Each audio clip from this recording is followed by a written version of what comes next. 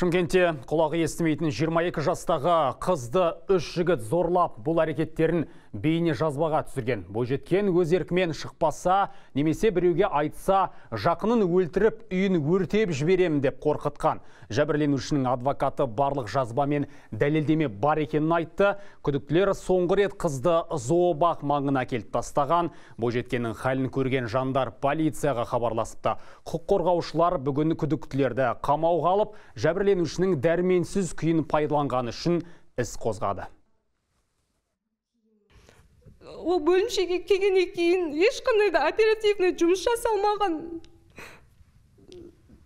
Қыз отыра берген. Мен арыз жазам десе де жаздырмаған.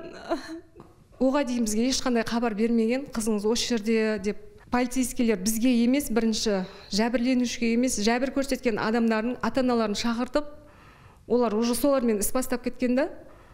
Ал бізбен ешқандай іс басталмаған. Қазақстан Республикасының қылмыстық кодексінің 120 бабымен ешқандай іс қозғалмаған білдік. Содан кейін жаңағы прокуратураға шағымдандық, өтініш хаттарды жолдадық.